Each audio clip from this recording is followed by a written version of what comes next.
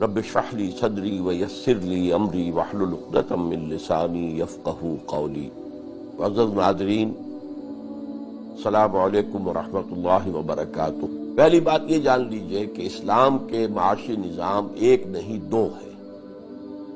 ایک اس کا معاشی نظام ہے روحانی سطح پر، اور دوسرا ہے جو کہ قانونی سطح پر ہے۔ اور بھی بعض معاملات میں ہمیں معلوم ہوتا ہے کہ روحانی تقاضے اور قانونی تقاضے بسا اوقات ایک دوسرے سے ٹکراتے ہیں۔ مثلا اگر آپ کو کوئی تھپڑ مارے خام خواہ بلا جواز، تو آپ کو حق پہنچتا ہے کہ آپ بھی جواباً اسے تھپڑ رسید کریں۔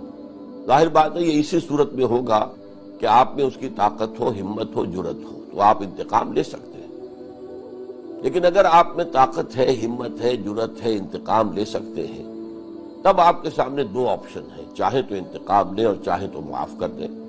اگر آپ معاف کرتے ہیں تو آپ کو ایک روحانی ترفع حاصل ہوگا، ایلیویشن، اسپرچول ایلیویشن، جو آپ کی ذات کے لیے بہتر ہے۔ لیکن سزا دینا یا انتقام لینا، جسے ہم قصاص کہتے ہیں، معاشرے کے لیے وہ ضروری ہے، ورنہ یہ کہ مجرموں کی ہمت افزائی ہو جائے گی۔ جس شخص نے آپ کو آج تھپڑ مارا ہے وہ کل کسی اور کو بھی مارے گا، لیکن اگر جوابی تھپڑ اسے لگ جائے تو اسے ہوش آ جائے گی۔ تو گویا کہ یہ دو نظام جو ہے ایک دوسرے کے مخالف ہیں، ایک دوسرے سے متضاد ہیں۔ اسی طرح اسلام کا جو معاشی نظام ہے وہ روحانی سطح پر کچھ اور ہے، قانونی سطح پر کچھ اور ہے۔ روحانی سطح پر اسلام کے معاشی نظام کے چار بنیادی پلرز ہیں۔ نمبر ایک، یہ تصور کہ کائنات کی ہر شے کا مالک حقیقی صرف اللہ ہے۔ کوئی انسان کسی بھی شے کا مالک نہیں ہے، وہ اپنی ذات کا مالک نہیں، اپنے ہاتھ کا مالک نہیں، اپنے پاؤں کا مالک نہیں، یہ سب چیزیں بھی اس کے پاس اللہ کی امانتیں ہیں۔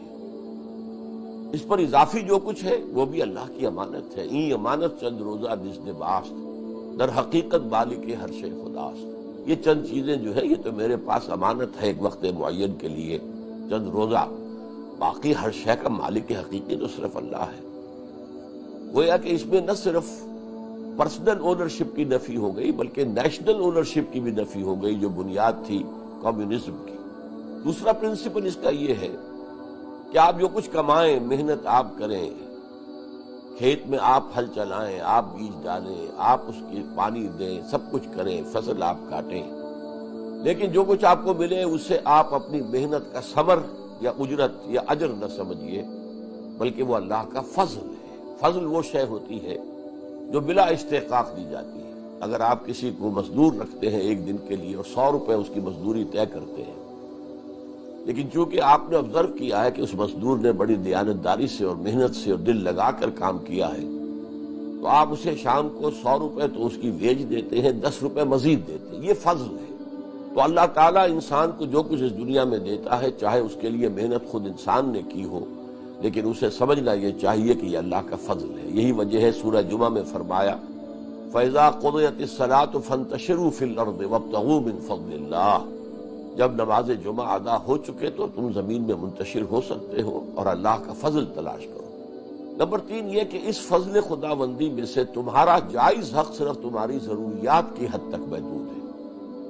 اگرچہ ضروریات کے لیے کوئی فاسٹ اینڈ ہارڈ رول نہیں بنائے گئے، بلکہ یہ ہے کہ جتنی بھی انسان میں روحانی ترقی ہوگی وہ اپنی ضروریات کو کم سے کم کرتا چلا جائے گا۔ اور چوتھا اصول کیا ہے کہ جو کچھ بھی تمہاری ضرورت سے زائد ہے وہ دے ڈالو، اللہ کے راستے میں دے دو، غریبوں کو دے دو، بیواؤں کو دے دو، یتیموں کو دے دو، یا پھر اللہ کی راہ میں خرچ کرو، اللہ کے دین کے پیغام کو عام کرنے کے لیے اور اللہ کے دین کو قائم کرنے کی جد و جہد کے لیے۔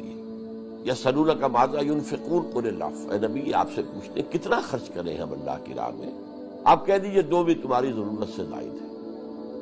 ان چار اصولوں پر ایک پورا معاشی نظام بنتا ہے، اور نبی اکرم صلی اللہ علیہ وسلم نے اسی سطح پر اپنی زندگی گزاری ہے۔ آپ نے کبھی کچھ ریٹین نہیں کیا، جو آیا تقسیم کر دیا، دے دیا، اپنے پاس کبھی کچھ نہیں رکھا۔ اب آئیے قانونی سطح پر اسلام کا نظام کیا ہے۔ اس کے لیے پہلے ہی اصطلاح اگر میں آپ کو بتا دوں، وہ highest and purest form of voluntary socialism کے مقابلے میں اسلام کا قانونی نظام جو ہے وہ ایک controlled and internally managed capitalism ہے. یعنی کیپٹلزم ہے اس معنی میں کہ نمبر ایک یہ کہ پرسنل اونرشپ لیگل لیول پر، قانونی سطح پر اسلام تسلیم کرتا ہے. You can own a house, you can own a car, article of use.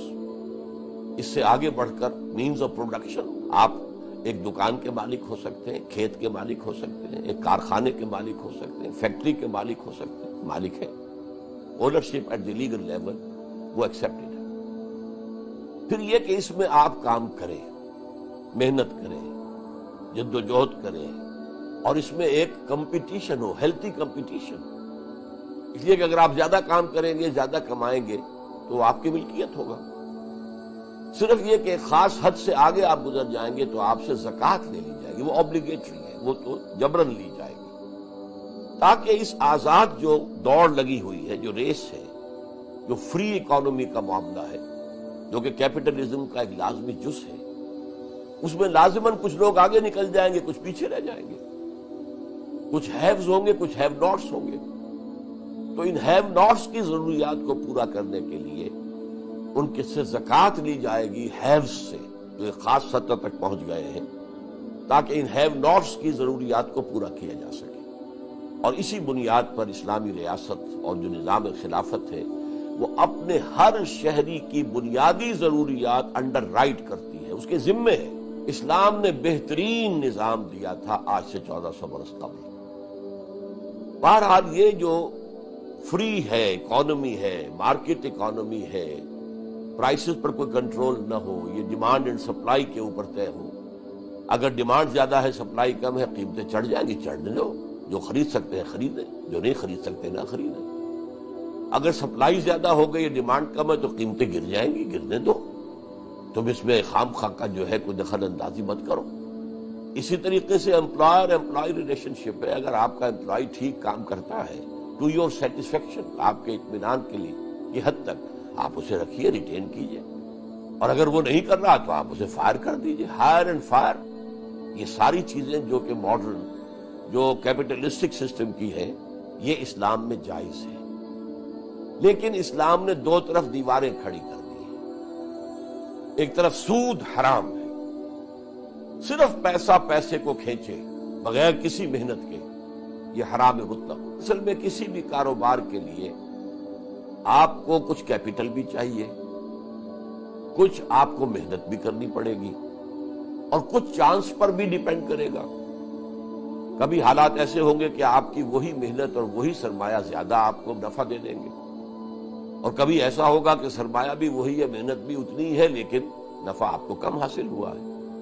تو چانس کا ایلیمنٹ بھی رہتا ہے. تو اصل میں سود میں محنت کو نکالا گیا، پیسہ پیسے کو کھینچے، اور جوئے میں چانس کے اوپر سارا دار و مدار رکھ دیا، اس میں بھی محنت کوئی شامل نہیں، چانس سے. اسی طریقے سے انسان کے سفلی جذبات کو بھڑکا کر، جنسی جذبات کو بھڑکا کر کمائی کرنا.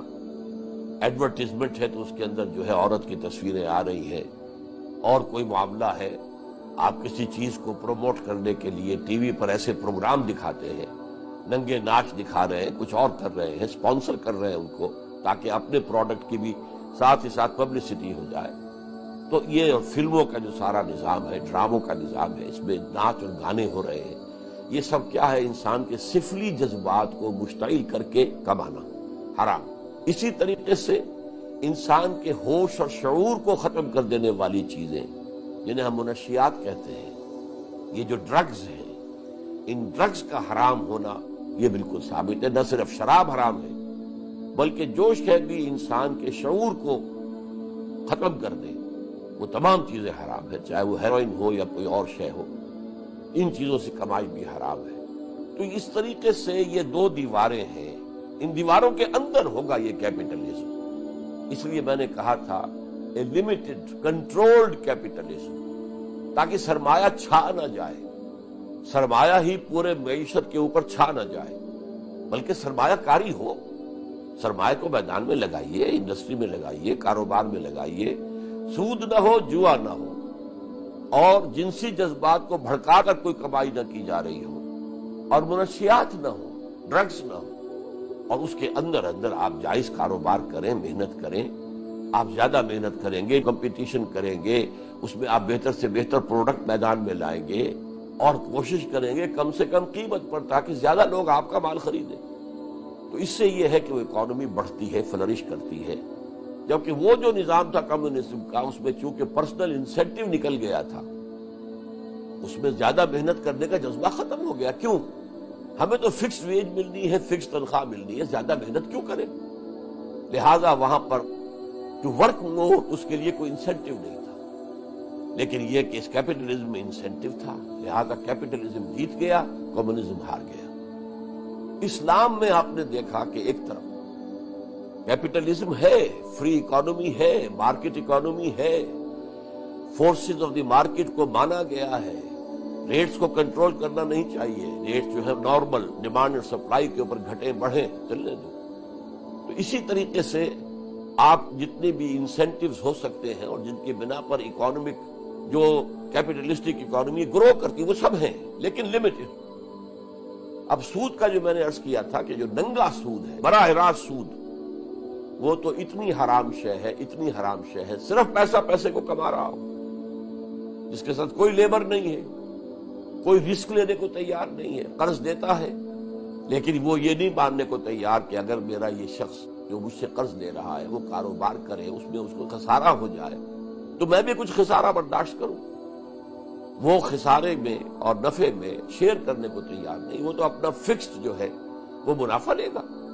نتیجہ یہ کہ اس کی دولت بڑھتی چلی جائے گی، اس کا اگر کاروبار بیٹھتا تو بیٹھ جائے، وہ اگر دیوالیہ ہوتا تو ہو جائے، لیکن یہ کہ کیپٹلسٹ کا تو جو ہے وہ سرمایہ آتا چلا جائے گا۔ اسلام میں اس کی دو شکلیں ہیں جو جائز کی گئی ہیں۔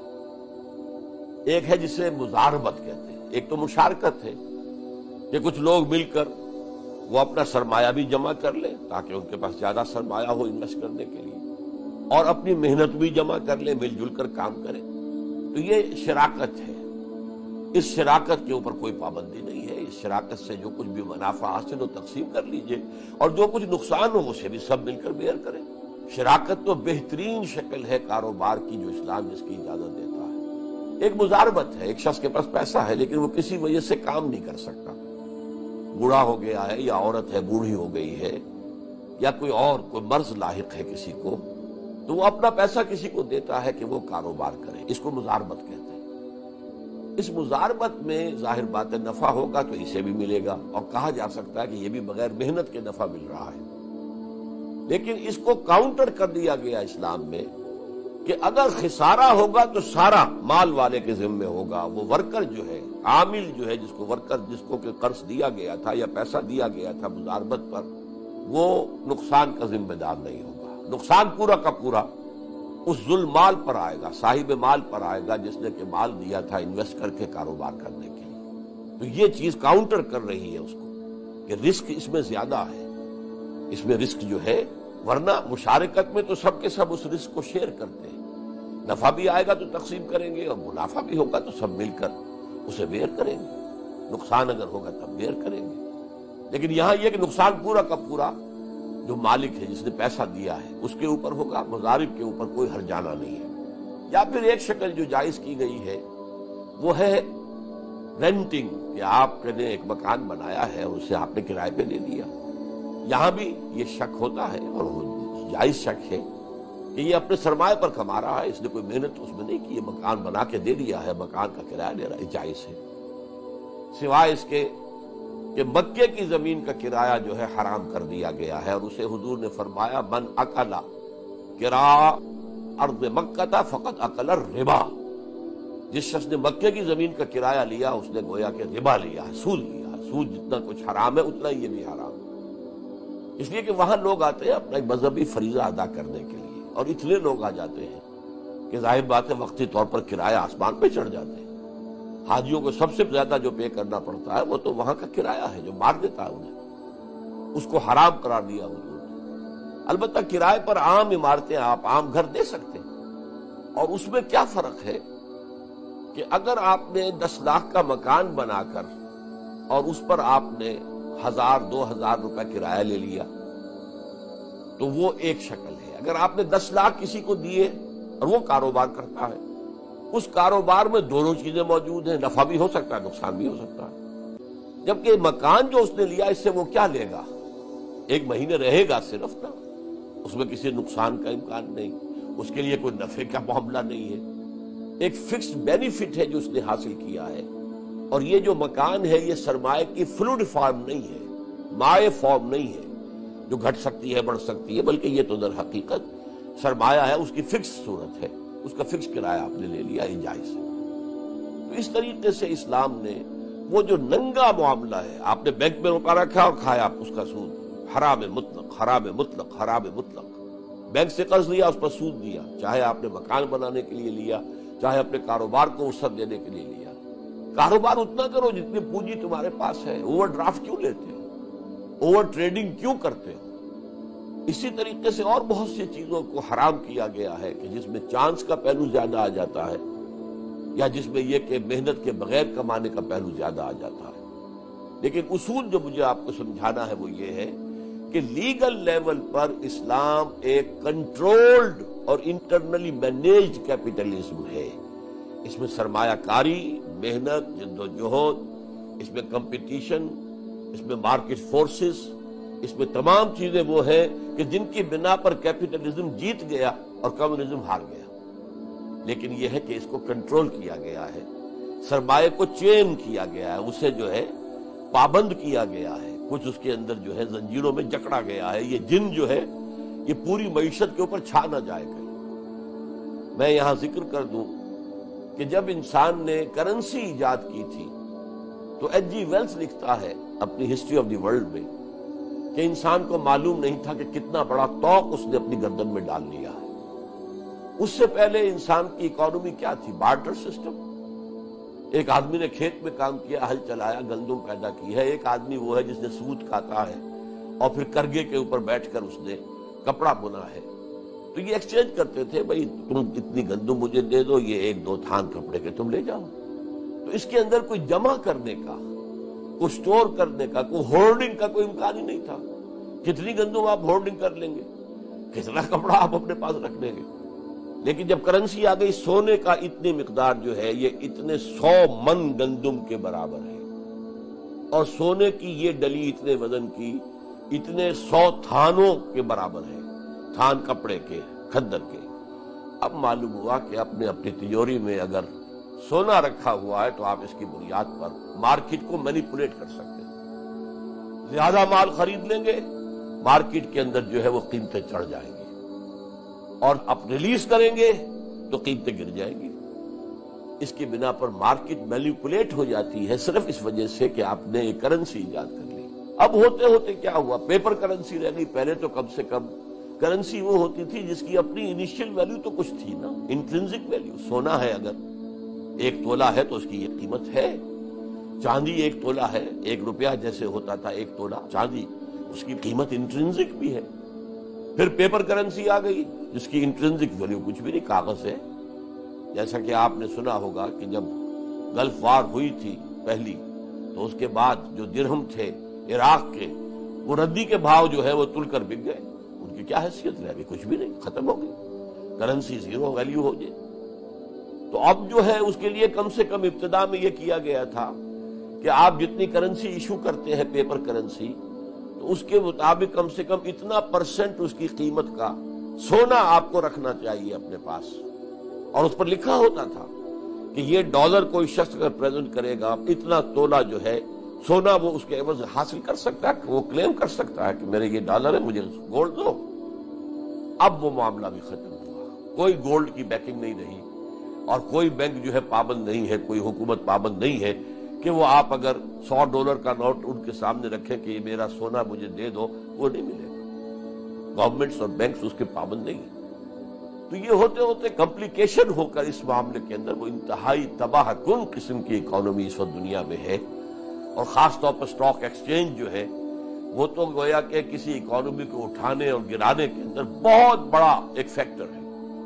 آپ کسی چیز کی حصص خرید لیجئے، خرید لیجئے، خرید لیجئے، خرید لیجئے، اس کی قیمت بہت اونچی ہو جائے گی، ایک دم ریلیز کر دیجئے، وہ زمین میں بیٹھ جائے گا۔ اور آپ کو معلوم ہے کہ اسی طریقے سے East Asian countries, South East Asia کی کنٹریز میں سے کئی کی اکانومی کو بٹھا دیا گیا. ایک شخص اس نے پلان بنایا اور اکانومی ختم ہو گئی. اس حوالے سے اسلام کا نظام میں پھر دہرا رہا ہوں کہ ایک نظام روحانی ہے، ہر شے کا مالک اللہ ہے، ہم صرف امین ہیں، امانت دار ہیں، کسٹوڈین ہیں، ٹرسٹیز ہیں، اور جو کچھ تمہیں دنیا میں ملتا ہے چاہے تم نے کتنی ہی محنت کی ہو وہ اللہ کا فضل ہے، تمہاری محنت کا ثمرہ نہیں ہے. نمبر 3، جو کچھ ملا ہے اس میں تمہارا جائز حق صرف تمہاری ضروریات کی حد تک ہے، اگرچہ ضرورت کو وہاں پر ڈیفائن نہیں کر دیا گیا، ہارڈ اینڈ فاسٹ رول نہیں ہے، یہ آپ کا والنٹری ہے، کتنی ضرورت آپ اپنی کم کرتے ہیں. اور چوتھے یہ کہ جو کچھ اس کے سوا ہے وہ اللہ کی راہ میں دے دو، غریبوں کو، مسکینوں کو، یا اللہ کے دین کی اشاعت اور اس کے اقامت کی جد و جہد میں.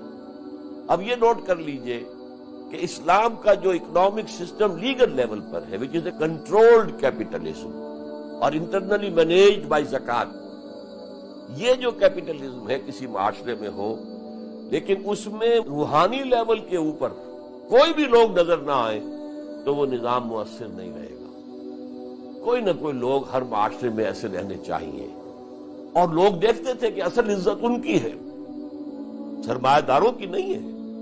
وہ بات نہیں تھی چینج آف ویلیوز کہ ایک شخص دولت مند ہونا چاہیے، چاہے اس نے ہیروئن کی وجہ سے دولت کمائی ہو، اسمگلنگ کی وجہ سے کمائی ہو، بلیک مارکیٹ کے ذریعے سے کمائی ہو، جوئے سے کمائی ہو، کسی شے سے کمائی ہو، عزت جو ہے وہ دولت مند کی ہے. نہیں، ایک ایسا معاشرہ جس میں اصل عزت، لوگوں کا احترام، لوگوں کا ادب، لوگوں کی طرف سے تعظیم ہوتی ہو ان کی، کہ جو اس روحانی سطح پر زندگی گزار رہے ہیں. تو یہ لوگ پیس میکرز بن جاتے ہیں، سوسائٹی کے اندر ویلیوز وہ سیٹ کرتے ہیں، لوگ ان ویلیوز کی قدر کرتے ہیں، ان کو فالو کرنے کی کوشش کرتے ہیں. تو اس سے ایک بیلنس قائم ہوتا ہے کہ وہ کنٹرولڈ کیپٹلزم بھی زیادہ مضر نہیں رہتا، بلکہ وہ مفید بن جاتا ہے انسینٹیو دے کر پروڈکشن کو بڑھانے کے لیے.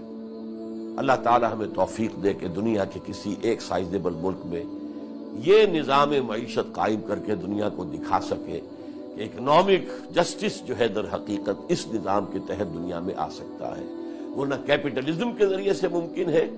اور خاص طور پر اب جب کہ وہ کیپٹلزم گلوبلائزیشن کی طرف جا رہا ہے تو یہ گویا کہ سرمایہ داری اور سرمایہ کاری اور کیپٹلسٹک نظام جو ہے اب وہ گلوبل ہونا چاہتا ہے. اس کے مقابلے میں اگر اسلام کا نظام نہ آیا تو نوع انسانی بہت بڑی بدبختی سے دوچار ہو جائے گی. اقول قولی ھذا واستغفر اللہ لی ولکم ولسائر المسلمین والمسلمات.